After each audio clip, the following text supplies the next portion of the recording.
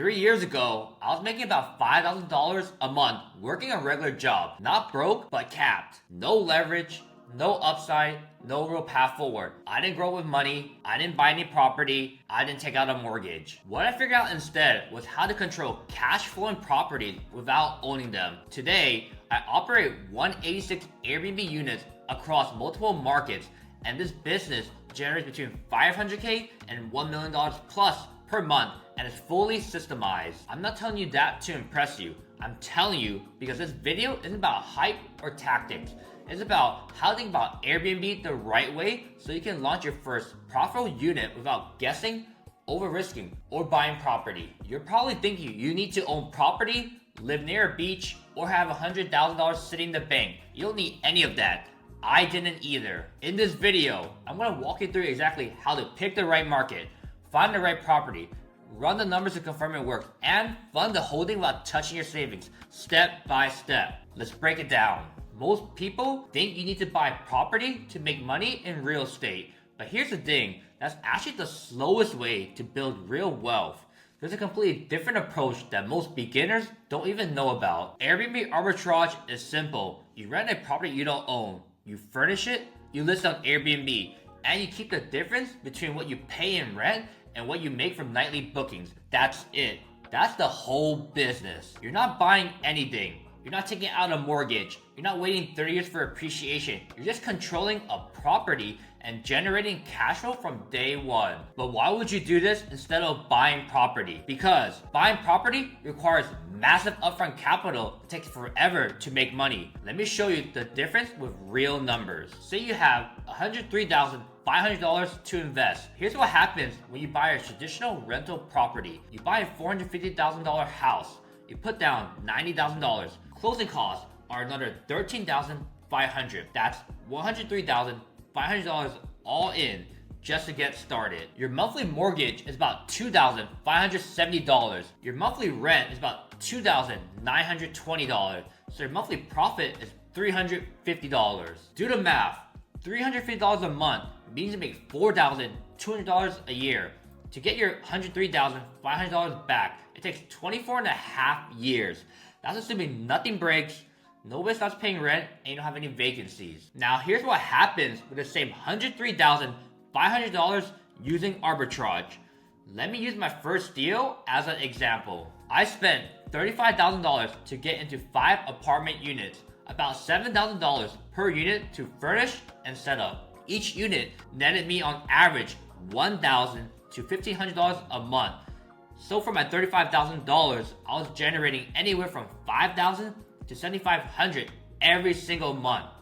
I paid back my entire $35,000 investment in about 4 months. Now, let's take that same $103,500, the same money for one house, and put it into arbitrage instead. At $7,000 per unit, that's roughly 14 to 15 apartments. 15 units at $1,000 net each is $15,000 a month. At $1,500 each, that's $22,500 a month.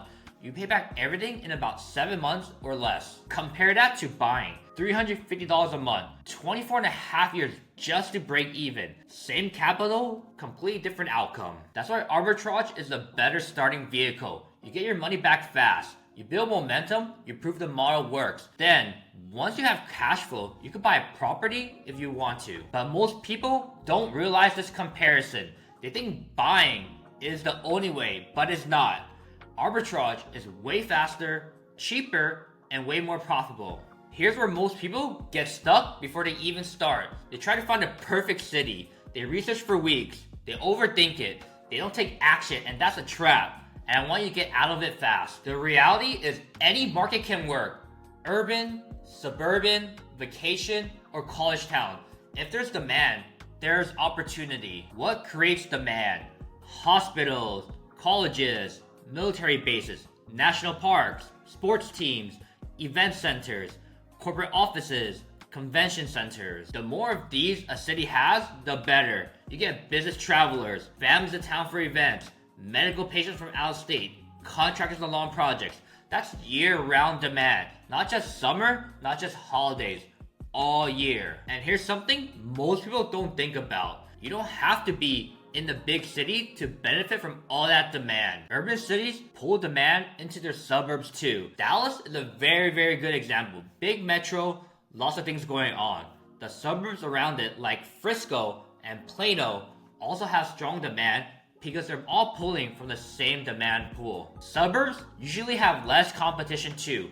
Fewer operators, same demand. You could dominate your area faster. So when you're picking a market, look at the whole metro area, not just downtown.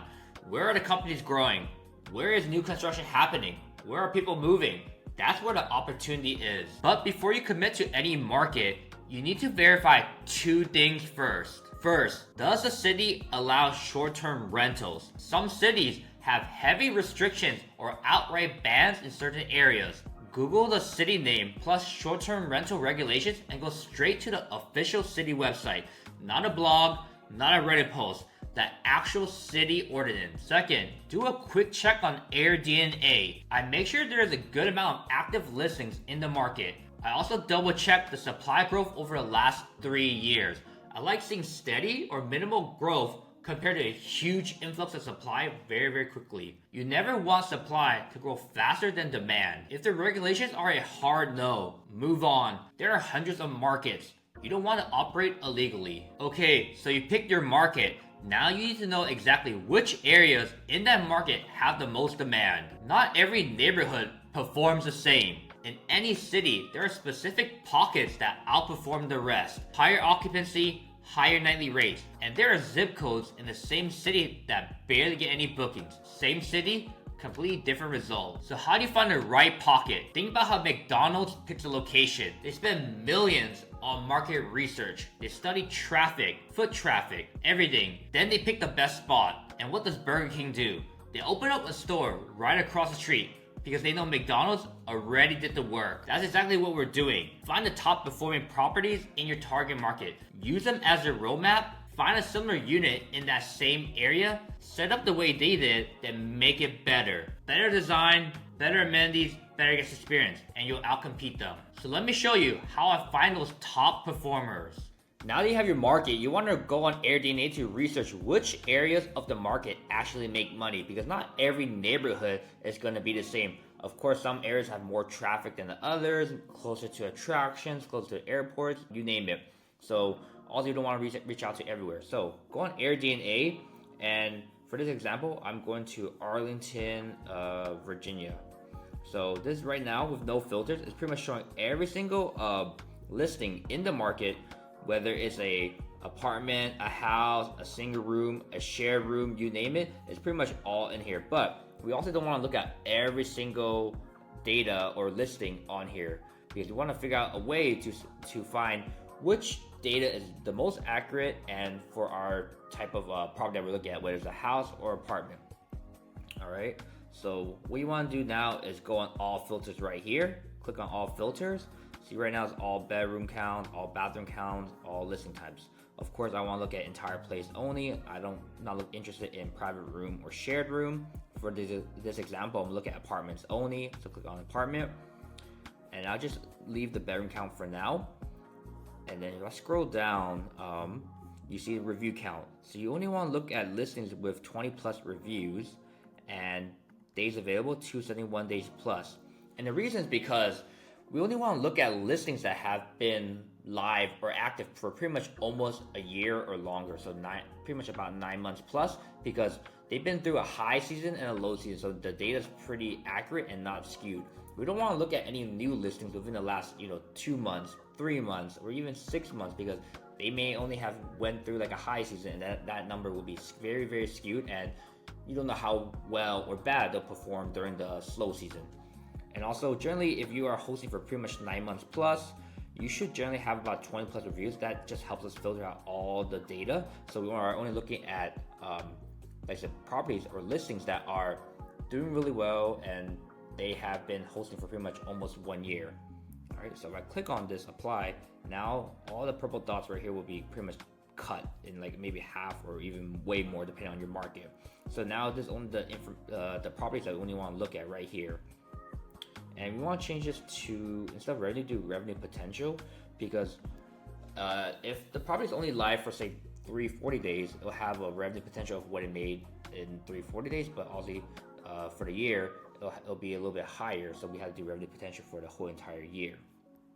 So based off this, you already know, like, instead of looking at this entire market for apartments, and once we apply the filters, we see that all the purple dots are pretty much near right here, pretty much near the airport. This little pocket right here. I'm gonna zoom up a little bit. So this little pocket right here near the airport, and maybe this little area right here. But we know for sure that we do not want to look at this top part of Arlington if we're looking for apartments, because one, there's probably no apartments there, and two, there's really no comparables there, so there's no point in even trying to be the first one and get like an apartment where this area, Walker, Chapel is. We just want to follow the data where all these other apartment people are performing, and pretty much want to follow the neighborhood that they're in. And then pretty much if we go to right here, short-term rentals tab right here, you can pretty much see how well everyone is performing in terms of revenue. So 3 bedrooms, 4 bedrooms, and so on. Of course, the bigger bedrooms generally should be making more, and now you can see, like, okay, in this area, if the 2 bedrooms, how much are they making on total revenue for the year, or is it how much a 3 bedroom will make, or 1 bedrooms, etc. So even though that we have filters on already that will pretty much filter pretty much a lot of the bad data, again, 271 days plus and 20 plus reviews, we still have to check every listing in here to double check if there's actually good data or not, because we could still find listings on here that where people will block off their entire calendars, and it'll be kind of like data we don't really want to trust at all. Now, based off this data on AirDNA, I want to look into more of the area right here closer to the airport, because there's a lot more purple dots that are active in our filters. So what you want to do is I will just zoom in. Now we are pretty much hyper focused on this area near the airport, but right now we still have our filters on pretty much every single bedroom type. But before I trust any of this data right here for revenue potential for each listing has to pass 2 checks. One, are they having consistent monthly revenue? So pretty much at least looking for 1 or 2 reviews every month. That just knows that the host is actually hosting past few months and people are actually staying at the property. And 2, they have a spotty calendar. Generally, you are looking for a spotty calendar just because people are booking, 2 nights at a time, 3 nights at a time, 4 nights, whatever. Of course, there's some people that can book a few months at a time, which will block off the entire calendar. But generally, if it's blocked off for a long time, months at a time, or even a year at a time, you wouldn't want to trust that data just because you don't know if they're manually blocking it, and then that will inflate the numbers. So definitely looking for a spotty calendar. All right, so now let's hyper focus on 2 bedrooms only. So look at 2 bedrooms right here, and we're looking at apartments. So I click apply. Now we are only looking at 2 bedroom apartments in this area right here. And if you want to look at each listing to get a better look at it, the Airbnb listing, all you do is go under here, click this Airbnb logo right here, and it'll take you to the direct listing. If you click on a listing and it gives you a dead link, that just means the host probably delisted the listing, or maybe they got removed. So that's data we don't want to trust at all. So go back to AirDNA. So I open pretty much all the 2 bedrooms, the top performing ones at least in the area, pretty much analyze each of them. You can see the revenue ranges from these top 2 are 90K plus, and the dip goes to like about 80, pretty much under 85,000. And then, so there's a few listings right here that are hitting around 80 to 85,000, and then another dip to around pretty much 70,000. Seems like about the average for a 2 bedroom apartment. So what you want to do is like open all the listings and pretty much analyze like, why do some of these listings that are top performers making more? Do they sleep more people? Is it furnished better? Is it maybe like a higher floor, high rise? Who knows? You just have to analyze pretty much a little bit of everything. So once you click on all the listings, let's go to this one. I already opened a few. Then we can look at it. So like I said, the first 2 checks. First check, we want to look at the reviews. Generally, if you see guest favorite is generally going to be good listing or good data. However, you still want to check if people have been staying the past few months, or if they have a spotty calendar or not. Click on reviews, filter to most recent, and you see February, January, December, November, more November, October, September, August. I would say that's pretty good. A couple months straight of reviews. Scroll down, and pretty spotty. So that's a good sign. People are booking a little bit on April already, weekends, end of April, and some May. So that's a good sign. All right, let's move on to the next one. Has a lot of reviews, guest favorite as well. Let's double check most recent. 3 weeks, February, January, December, November, October, September, August. So far so good. A little bit spotty. Okay, so you see right here they blocked off in May. So generally speaking, even though they have one guest favorite and a lot of reviews, and April spotty, May is blocked. Could be maybe like their lease is ending. That'll probably be one reason. But generally speaking, I would not want to trust this data or listing just in case. Maybe if they have maybe blocked off a few months back, who knows? So I wouldn't even use this as a comparable. Right here, another guest favorite, but this time it's the gold. Gold is usually even better than the black one. So just go most recent. You see 1 week ago, 3 weeks, February, January, December, November. It's pretty much good to go as well. Let's check the calendar. Calendar's really spotty, so that's a good sign. So this would be good data or good listing. Next one.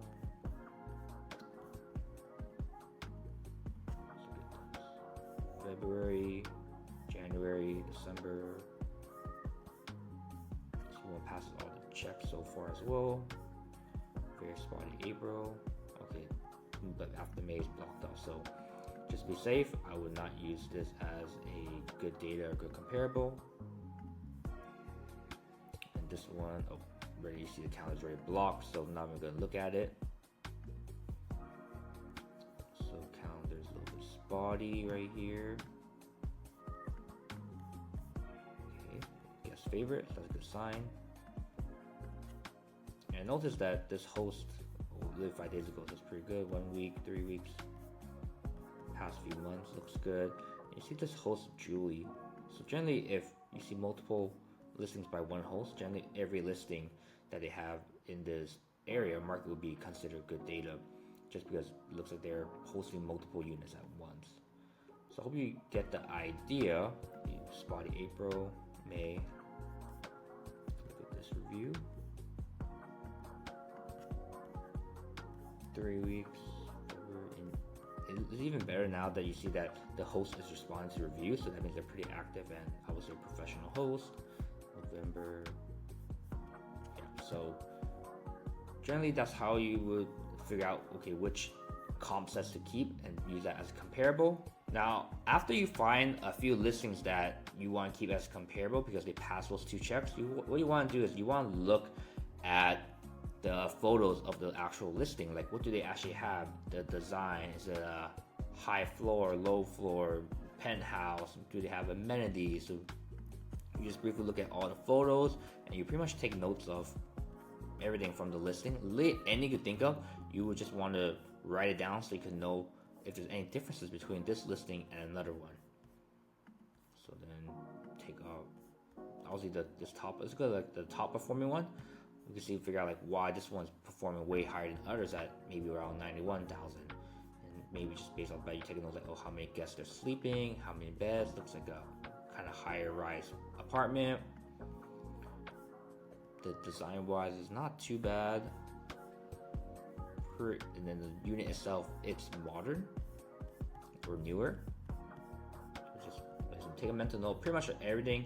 Do they have amenities, a gym, a pool, dog wash station, golf simulator, you name it. Just have literally take notes of everything, and then that way you can figure out what makes each unit perform better than the other. So that's how you go through data on AirDNA to figure out which one is bad data or good data. And pretty much once you are able to find all that, you can go on AirDNA and pretty much know like your potential revenue range. Although this one is a good comparable that we found, 91,000, We don't want to use that as like that we're gonna make 91,000. I like to be very, very conservative because this could be an outlier unit. And then I'll say, generally speaking, just briefly looking at all of these listings in this area, I would say conservative. You can say that if you have a 2-bedroom, the obviously if it looks very similar, design similar, all that stuff, sleep similar people, we can make around maybe 80,000. But just to be conservative, I would say about 70 to 80,000. Now you know which zip codes and neighborhoods have the most demand. Now it is time to find available units in those areas. Here's how I do it. I go to Zillow, search the zip code, and filter by whatever unit type I am targeting, apartments or houses, and I reach out to every property. Every single unit in that zip code. I'm not pre-filtering by rent. I only pre-filter bedroom counts if I'm looking for a certain house size. Right now, I'm just building out my outreach list and I'm casting a wide net. Out of every property I reach out to, only a handful will respond and actually be interested. Those are the ones I evaluate. The rest, I move on from. Now that we did our initial research on AirDNA, we want to head over to Zillow and go to the specific area in Arlington, all right? So go on Arlington, Virginia right here, and make sure we are for rent, apartment / condos, entire place, apply. All right, now zoom in a little bit. So we know from our initial research from AirDNA, right here, near the airport is basically the area that we were looking at. Of course, that's also the area that we were analyzing. We knew that on AirDNA, there weren't a lot of apartments that were fitting our filter for 271 days plus, with 20 plus reviews in these areas over here and pretty much over here. So we don't like, there's no point in pretty much outreaching to these because there's not a lot of comparables, or maybe no comparables at all. So we're just gonna waste our time if we outreach to these type of areas right here. All right, so let's scroll in to the market or area that's pretty much next to the airport. And pretty much what you want to do now is, since we know that these listings right here, you click on this right here, Arlington,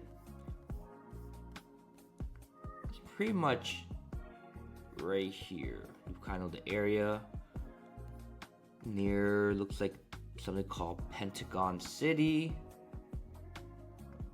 All right, and it's near the airport, obviously. So also you want to focus more on this area right here on the north side.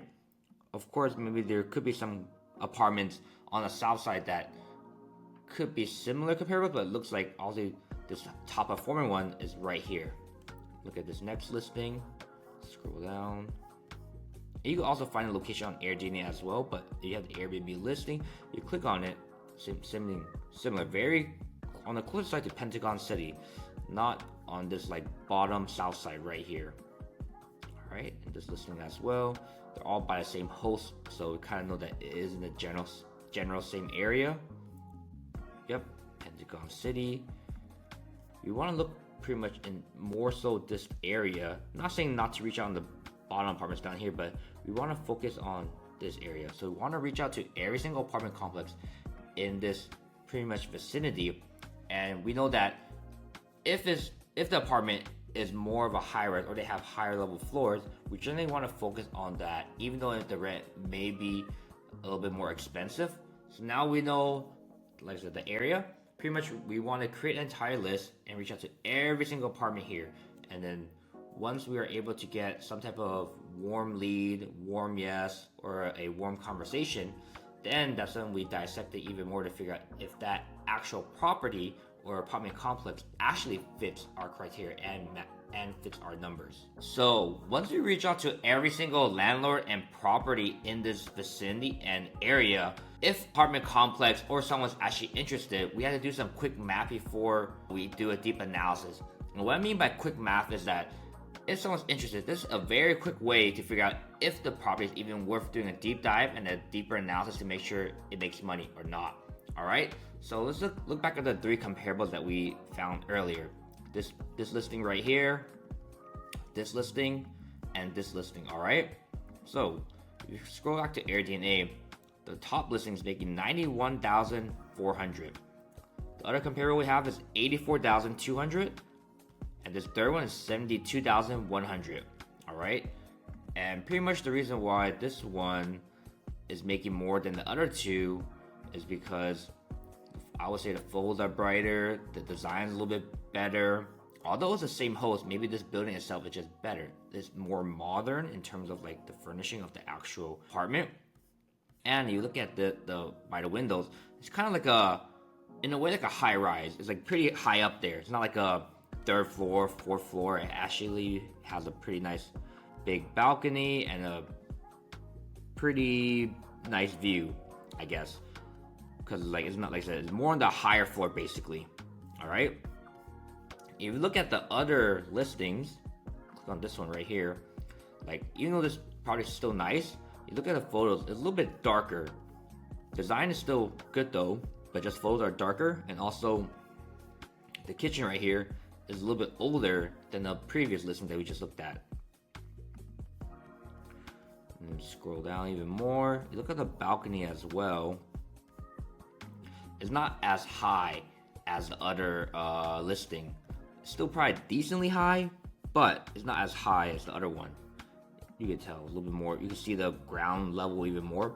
While the other listing previously, you were pretty high up there that you can't really see that when you take a picture off the balcony. All right, and then let's look at this third one. And this one's pretty similar. Like the design and furnishing is not bad. Photos are a little bit darker, and also look on the balcony. It's a little bit on the lower side. Scroll down. The property is furnished pretty nicely. So yes, you can pretty much see the ground level. So pretty much what we're trying to look for, if we want to be one of the top performers, we definitely want an apartment that's more on the higher level floor, where you click on this photo right here. Yeah, you pretty much want to be on the higher side of the apartment, and then you'll pretty much make closer to 91,000. But let's just find the average of the three. All right, so 91,400 plus 84,200 plus 72,100, and if I divide that by 3, the average would be about 82,500 pretty much.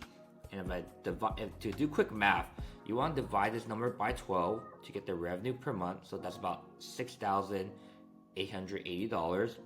And if I divide by 2, because then we'll figure out our max rent, or roughly around the max rent we want to pay. So about 3,440. All right.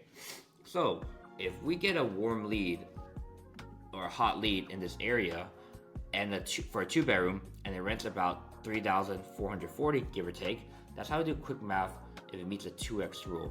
So to reiterate, if I multiply 3,440 multiplied by 2, our revenue target is about 6,880. And if I multiply that by 12 for 12 months, it's about $82,560 in revenue for the whole year. So I found a few listings already that are kind of more of the high-rise side. So for this one, it's called the Millennium. Go on photos, very modern, pretty much a way newer building than the comparables that we looked at. And if you get apartment on the high-rise side, you're pretty much guaranteed, I would say, more so the 91,000 mark. But we always like to be conservative. So if our rent is around 3,500, this one's right here, 3,700. While it is a little bit higher, it may still meet our 2x because it's very, very close by that there's enough margins. Even though if you subtract expenses like utilities, rent, cleaning, you'll still make a healthy margin. All right, and you go to this one. This is another kind of a high-rise building, or high-rise at least. And it's like, you look at these photos right here. It's a lot newer than the comparables that we had. And like I said, if you get a high-rise unit, you do fairly well. And the rent here is pretty much on target, 3,447. That's kind of what we're looking at. And if we look at this product right here called Lost 590, although the rent's a lot cheaper at pretty much 3,000 right here, it's not like a high-rise apartment similar to the last two we just looked at. Like, it's pretty low. Like, it'll probably be closer for these two listings right here, which may make about 72,000 to 84,000. So that's how you do quick napkin math for a 2x rule. Basically, what you want is you always want your target revenue to be 2x the rent that you have. And then if your rent to revenue ratio is 2x, then you have enough healthy margins. However, I want to add that if it's slightly below the 2x rule, but you still make at least $1,000 plus in net profit per month, it's still worth looking at least for apartments. And also, now if you do pass the 2x rule from the rent to revenue ratio, then we'll do a deeper analysis on the calculator to see the exact amount we actually make. Because if it doesn't meet the 2x rule, there's no reason to even do a deep analysis, because if we waste our time, maybe only nets like $300 per month or $200 per month. It's really a waste of time. So once you hit the 2x rule and it meets that criteria, then we move on to the deeper analysis to find actually how much it makes per month. All right, once a property passes the quick math of the 2x rule, we can do a deeper analysis on the arbitrage calculator. So for this example, the 3 listings that we have looked at earlier, I put them on this property analysis. So each listing is right here, the annual revenue from AirDNA, days available, occupancy, average daily rate, stuff like that. So even though that the lowest comparator that we found in the area is 72,000, I want to say our worst case would be 70,000. Say maybe the market's slow, we are just a bad operator, whatever, right? 70,000. And the average for the 3 is about 82,560, which is just our expected right here. And then our best case will be this 90,000 one. Like I said, I don't like to use best case at all, because you never want to say you're the top performer. You always want to stress test everything. And if you're able to stress test everything and you're still able to make some money, or you're still in the positive when you're overestimating your expenses and underestimating your revenue, that means it'll be a good deal. So go on the calculator right here. You only need to fill out any gray areas. And so first month's rent, generally that'll be just part of this right here, operating expenses, because you pay first month's rent. So for security deposit for 2 bedrooms, generally for apartments, I'm paying anywhere from $300 to $500 for security deposit. So for here, let's just put $300, or just say mid case $400. Any type of application fees, you put it right here. And startup costs. Furniture for 2 bedroom, roughly about $7,000 just on furniture, and about $1,000 on labor. So about $8,000 total. I'll put any travel expenses here. And for this right here, revenue analysis. So we will go back to this property analysis tab right here. We'll see that the average is 82,560. So we just put that number right there. And pretty much our monthly average revenue is about $6,880. And down here for forecasted revenue, if you want to see about how much daily rate you're going to charge and estimated occupancy, what you can do is grab the average of the comparables for the occupancy and the average for the daily rate, and you can input it here. The number should be very similar. See this annual revenue, 82,333, should be very similar to this one right here. Very, very similar. All right. The apartment that we're looking at is called right here, the Millennium. Very newer, has some high-rise 2-bedroom apartments, and so that's probably something that we're going for, because it'll be very similar to the top performing one, which is making about 91,000. So 2-bedroom right here, about 3,700. We'll put that right here, and I like to overestimate all my expenses. For a 2-bedroom apartment, I would say $600 for utilities, for water, sewer, trash, electric, gas is probably on the higher end for sure. We can even stress test it to say $700, but on average I would say about $600 a month. Internet for an apartment normally is about $50, but I'll raise it to $60. Parking, it could range from $50 to $100 from apartments from my experience, but let's just put $50, or we can even put $100, not a big deal. For software is about $60. We don't need pest control because apartments handle that. So for insurance, proper insurance, I would say on the very low end, you could get it for $80 a month, upwards of $100 plus. It will just depend on what's in your actual coverage, but I've had $80 as my lowest, so we'll put that for $80 right here. Cleaning, my average cleaning fee for contractors for 2 bedrooms, $90. That's with laundry included.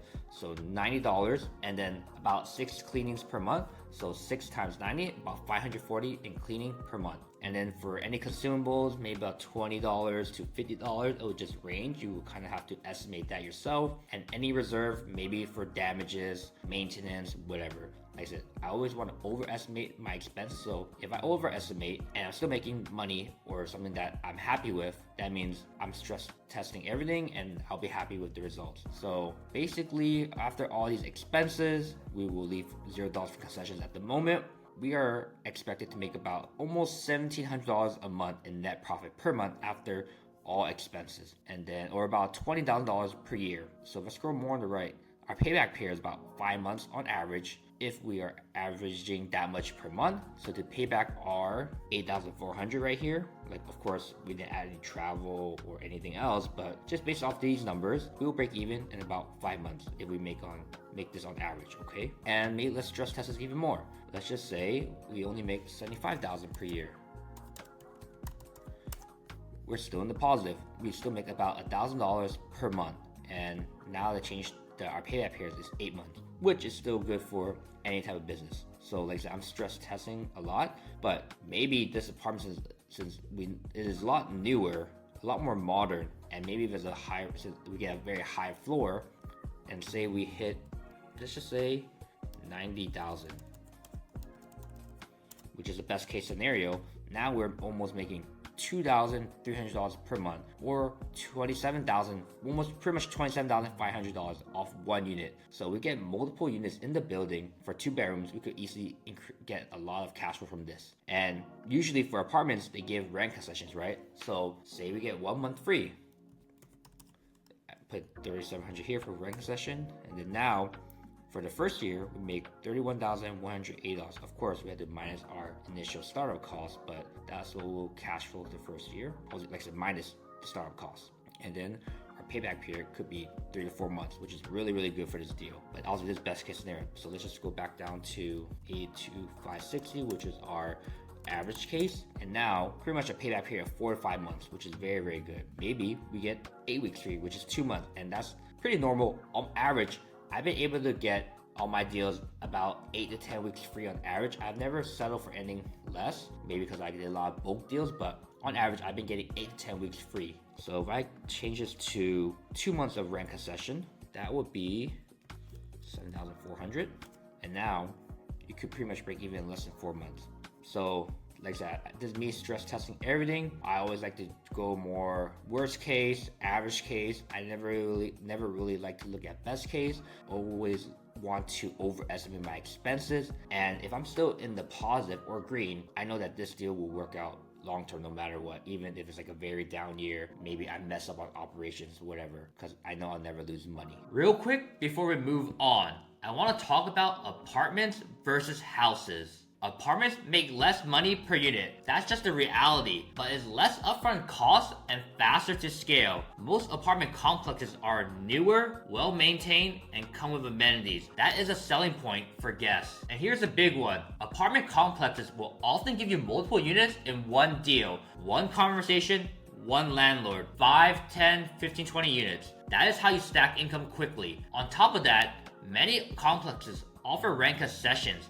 That speeds up your break-even time significantly. Houses are a different story. Higher upfront costs, more to furnish. But one house can make more money and more margins than one apartment unit. The trade-off is it takes longer to build volume because you're finding and negotiating each house one by one. Both work. I do both. It comes down to what deal is in front of you and what the numbers say. If you want the exact calculator I just used to run those numbers, plus the outreach templates I send to landlords when I'm trying to get a deal, click the link in the description. Takes 30 seconds to grab. Now let's talk about how to actually fund this thing without touching your savings. So now you know how to find profitable properties, but here's one thing that stops most people before they even start. Capital. How do you fund a business without having $100,000 sitting in the bank? That's what we're gonna cover right now. The answer is 0% APR business credit cards. Here's how this works. You apply for business credit cards that offer 0% interest for 12 to 18 months. You get approved for $50,000 to $100,000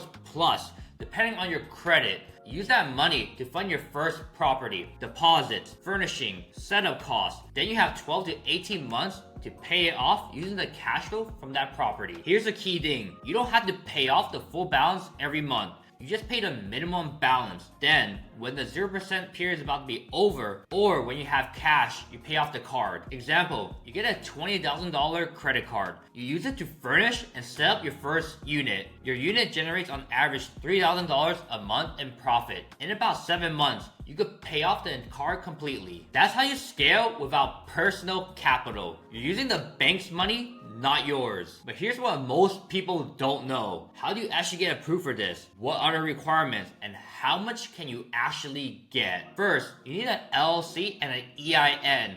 That's the foundation, and it only takes about 30 minutes. Second, credit score requirement. Ideally 720 plus with 0 negative remarks. But here's the thing, you can still get approved with a lower credit score like 680 to 700. You just won't get as high of a limit. The higher your credit score is, the higher your approval amount. Third, some banks that give decent limits are Chase, American Express, US Bank, Bank of America. These are bigger banks that offer 0% APR business credit cards. Here's something important. When you apply for a business credit card, it will show up as a hard inquiry on your personal credit, but the actual debt and card doesn't report on your personal credit. So when you max out a business credit card, it doesn't affect your debt to income ratio like a personal credit card would. That's why business credit is separate. Now you know what banks to apply to and what credit score you need. But here's the question. How do you actually apply? And is there a way to get a higher limit? You have two options. Option 1,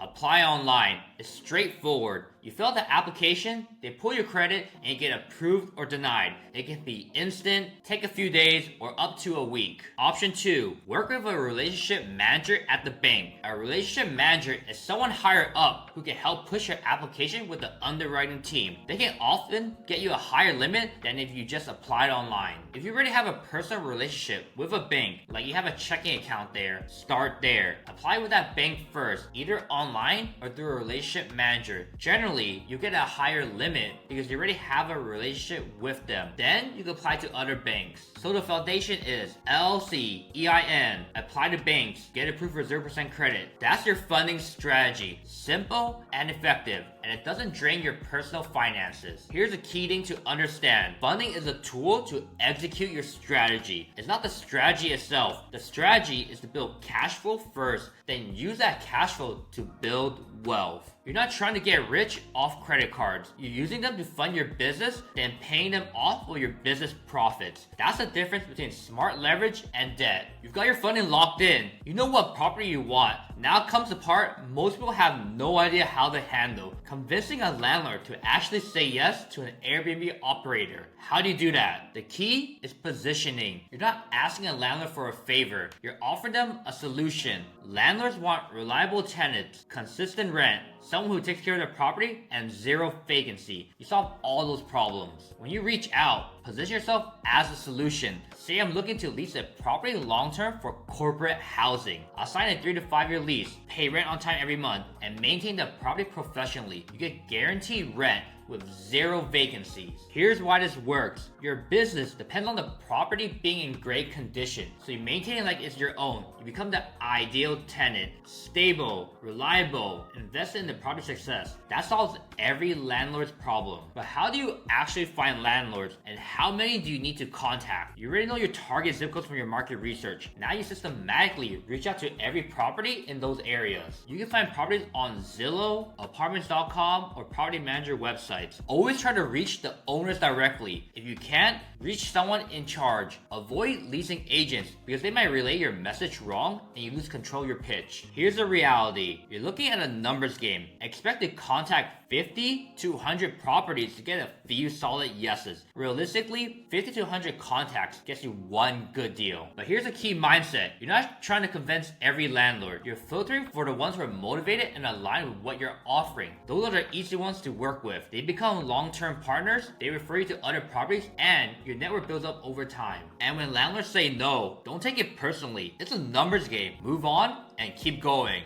Alright, so you found a profitable property. You got the landlord to say yes. You got your funding locked in. Now what? how do you actually turn an empty property into something that makes money? Here's the thing about furnishing. The budget depends on what you're working with. For a 1-bedroom apartment, you're looking anywhere around $6,000 all in. Furniture, labor, everything. A 2-bedroom, $8,000 to $10,000, depending on how nice you want it. A 3-bedroom house, $15,000 to $20,000. But here's what matters. These aren't rules. They're just ranges based on what I've done. The real question isn't how much I should spend, it's what's the most I can spend and still make the best ROI. Think about it. You spend $30,000 on a 3-bedroom and you're making $50,000 in a year. That's completely different from spending $15,000 and only making $20,000 in a year. The profit is what matters, not the budget. So when you're furnishing, here's your filter. Only spend money on things that drive revenue,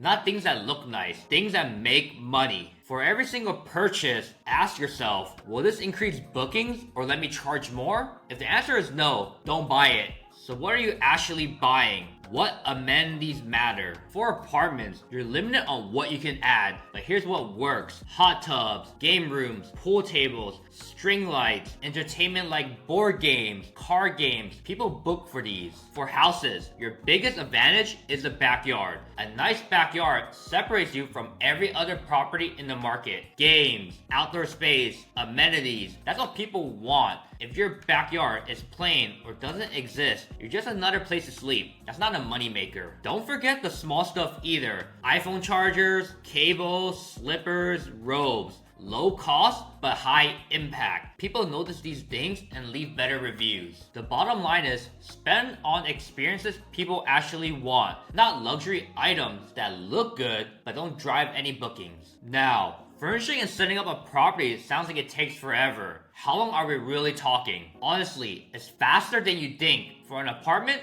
1 or 2 days. Then you clean and take photos. If you manage it right, you can sell most properties in less than a week. Larger luxury properties will take longer, but for typical arbitrage apartment and houses, less than a week. Here's the key though, don't do it yourself. Hire help. Where do you find people? Facebook groups, TaskRabbit, Thumbtack. Look for groups that already work together. They know each other's strengths and move faster. If you can't find a group, find individuals with solid reviews and good work. Ask them about their speed and quality up front. Set a fixed price before they start. It keeps everything professional and clean. Hire people to handle the setup so you can focus on running the business and the project management. Now you've got a furnished property, but if nobody sees it or clicks on it, it doesn't matter. How do you make sure people find it and book it? Photography is non-negotiable. You need professional photos. Budget will depend on the property. For apartments, $100 to $150 per unit. If you're shooting multiple units back to back, you can negotiate cheaper, maybe $80 to $100 per unit. For houses, it's a lot higher, about $200 to $400 depending on the size. Find photographers on Thumbtack, TaskRabbit, Facebook groups, or Google. If you go on Google, search up real estate photographers. Now here's the critical part. Your first photo, which is your hero photo, has to grab attention immediately. This should be your best photo. Usually it's either your best amenity or your best living space. Nice pool, nice view, nice living area. That's your hero photo. It tells you the story of your property. Why do we need a good hero photo? Because you can't get someone to click on your listing or scroll through your photos. Your listing is dead. You're competing for attention. Your hero photo is literally the difference between someone booking or scrolling past your listing. Then all your other photos do the rest of the work. They emotionally pull the guests through the listing and get them to book. Here's something most people miss. Use lifestyle photos. Either hire models or use AI. Show people actually using the space. Hang out in the pool, grilling, working out, watching TV. This helps people imagine themselves there. That's what gets them to book. Make sure your photos are bright, clear, and inviting. Not dark, not low quality. They need to tell a story and make people feel like they want to be there. So now you've got great photos. Now you need to write the listing in a way that actually converts people to bookings. What's the strategy? For your title, think about 3 things. Where is this property? What's nearby, and what are your top amenities? Don't just copy other listings. Think about what makes your property unique. Is there a public attraction nearby? What amenities do you have that you want to showcase? That's your title. Instead of just saying 2-bedroom apartment in downtown, you can say near downtown with game room, hot tub, parking, washer dryer. Location, nearby attraction, top amenities. That's what people search for. For the description, you can use ChatGPT. Here's how. Find the top 5 to 10 listings in your market that you like. Copy and paste them all into ChatGPT. Tell it to study them and write a description for your property. Fill in your details and ChatGPT will create something unique that works specifically just for your property. This saves you time and it actually works. You've now got your title and description, but now there's this whole section for amenities. Does it really matter if you fill them all out? Yes, this is critical, and here's why. When people search for properties, they can't filter by amenities. If someone searches for a hot tub, and even though you have a hot tub but didn't check that box, you won't show up in the search results. You're invisible. The more amenities you check off, the better. If someone searches for specific amenities and you're the only one showing up in the results, you're getting booked. More amenities equal more visibility equals more bookings. This is also why having lots of amenities in your property matters, not just for guest experience, but for the algorithm. More amenities means more people seeing your listing, which means more bookings. You've got great photos, a compelling title and description, and all your amenities are filled out. Now comes the final piece. How do you price it to actually get bookings? Never use static pricing or Airbnb smart pricing. Use a dynamic pricing software like Price Labs. There are many other options, but dynamic pricing is non-negotiable. And here's why. Dynamic pricing automatically adjusts your price based on demand, seasonality, and what competitors are charging. It maximizes your revenue automatically. Airbnb smart pricing only works on Airbnb. Price Labs connects to your PMS software, so your pricing syncs across every channel you're on. How do you start? Start a little conservative, a little bit lower than your normal base rate. The reason is because you want people to click on your listing and book. You want reviews as quickly as possible so it shows that people like your listing. Now, instead of a brand new listing with no reviews, you have a listing with multiple 5-star reviews. People trust it now. The algorithm pushes it higher in the search results. So the first month, focus on getting bookings and reviews. After 1 to 2 months, you'll know how well your property books out and what price people will pay. Then you could adjust your pricing. If you know you're in high season, bump your pricing up to a reasonable rate, but let your dynamic pricing software do most of the work. Just make manual adjustments when needed. Start conservative, get reviews fast, let the algorithm work for you, then optimize from there. So here's the setup and launch process. Furnish smart based on ROI. Hire help to get it done in less than a week. Get professional photos with a killer hero photo. Write a compelling title and description. Fill out every amenity, use dynamic pricing software, start conservative, get reviews, then optimize. That's how you launch a property that actually makes money. Alright, so you've got your property set up now. You've got it listed. Now comes the real question. How do you actually manage this without being glued to your phone 24/7? How do you run this business remotely? And here's the truth. You can't scale without systems. Most beginners try to do it all themselves. They clean, they fix things, they message guests, they manage everything. And you know what happens? They get trapped. They're working in the business instead of on the business. And they can't scale because they're too busy doing everything themselves. The biggest mistake I see is people thinking they're saving money by doing it all. But here's the reality. If you're spending 2 hours cleaning a property, what could you be doing in those 2 hours to grow your business? You're actually losing money. So here's the first principle. You hire people who specialize in what they do. Cleaners clean faster and better than you. Handymen fix things faster than you. Your job is to build systems that run without you. That's how you scale. So what does automation actually look like? What tools do you need? Let me break down the tools I use to run 186 units with minimal effort. Your PMS software is where everything connects. I use Guesty. It manages all your calendars across every channel. Airbnb, VRBO, Booking.com, any other channels. And it prevents double booking. It sends automated messages to guests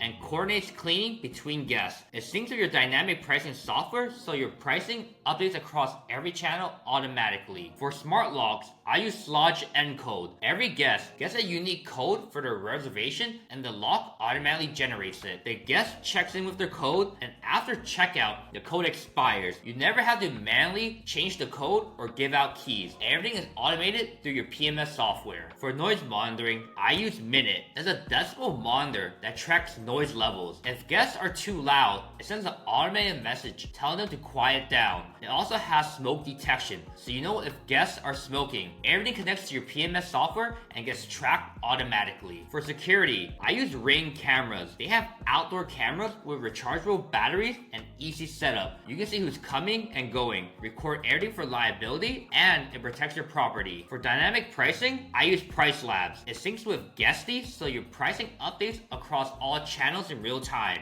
You set it once and you let it run. Now, here's where most people miss the bigger picture. These tools are just the foundation. The real automation happens with your back-end systems. I use Monday.com as my project management software. Everything lives there. Every property, every SOP, every checklist, team schedules, vacation hours, deadlines, invoices. It's a central database for your entire business, and everything is organized and accessible. I use Slack for team communication. Every city, every market, every unit has its own channel. So cleaners, handyman, and VAs all communicate in their specific channel. Nothing gets confusing and everything is documented. And I use Enzo Connect for guest experience and screening. When guests book, they get a unique link to a digital guidebook on their phone that tells them details about the property. Things like amenities, check-in instructions, parking, nearby restaurants, and local attractions. You can customize everything and upsell, such as early check-in, late checkout, pet fees, damage waivers, special packages. Guests also go through a screening process where they upload their ID, take a selfie, and verify their information, which protects your property. That's your tech stack, but tools are only half the equation. So you've got all these tools, but who's actually doing the work? How do you build a team? You need cleaners, handyman, and virtual assistants. Cleaners are non-negotiable. Never clean yourself. Find cleaners on Turno. That's a marketplace specifically for short-term rental cleaners. Or find them on Facebook groups by searching Airbnb cleaners and joining hosting communities. As for referrals, I actually prefer smaller mom and pop cleaning companies because they care more and have more attention to detail. Always give your cleaners a hard checklist or SOP so they know exactly what needs to be done. They'll have their own way of doing things, but you need to have a standard that ensures nothing is missed. Between guests, you're looking at 2 to 3 cleans per week, depending on your reservation length. Handymen are another important part of your team. Find 3 to 5 per city because sometimes people aren't available and you need backup. Find them through TaskRabbit, Thumbtack, Facebook groups, or ask your cleaners for referrals. If your cleaner knows a handyman, they probably work well together already. They communicate and they understand each other's workflow. Referrals are always better. Virtual assistants are another layer. I have 16 VAs who handle guest communication, messaging, and admin tasks. Some are general support and some are managers handling higher level tasks. But when should you hire your first VA? It depends on your scale and profit margins. If you have 5 to 10 units making decent money, you can afford a VA. I will start there. The cost varies depending on the hours and skill level, but it's worth it because now you're delegating instead of doing everything yourself. Build your team from day one. Don't wait until you're overwhelmed. Have a list of cleaners ready, have handymen ready, and know who you're calling before you need them. Because when something breaks at 2 a.m., your team needs to know who to call immediately. So if you've got all these systems and all these people, how much time are you actually spending on this business? With 186 units and a full team, I spend about 5 to 10 hours per week on this business, and that's strategic work, monitoring performance, making decisions, solving problems, planning growth. That's the goal. That's what systems enable. Without systems, you're working 40 plus hours a week just managing day-to-day operations. With systems, you're working 5 to 10 hours a week on strategy. That's the difference between someone who scales to 10, 20, 50 properties and someone stuck at one property doing everything themselves. Systems aren't optional. They're the foundation of scaling. So here's your automation and systems foundation. Use a PMS software like Guesty. Use smart locks. Use noise monitoring. Use dynamic pricing. Use project management software to organize everything, and use communication tools to keep your team aligned. Use screening softwares to protect your property. Then build your team. Cleaners, handyman, VAs. Have them ready from day one. Slowly delegate everything and never do everything yourself. That's how you run a business that doesn't require you to be there. That's how you scale. You now have the full framework, the market research, the numbers, the funding, the landlord outreach, the setup, the systems. But here's the reality. Most people will watch this, take notes, and still not do anything, because knowing the steps and actually executing them are two completely different things. That is where most people get stuck. If you want someone in your corner who is actively running 186 units while you build yours, that is what B&B Blueprints is. It is not a course where you watch videos and figure it out yourself. It is a mentorship where you get real feedback, real templates, and real systems built around your specific situation. One of my students, Steven, closed a 10-unit deal in his first 90 days and is already doing $22,000 a month in revenue in the slow season. That's what happens when you stop overthinking and start executing with the right support. If that sounds like what you need, the link is in the description. Click the link, book a call with my team, and we'll figure it out if it makes sense for you.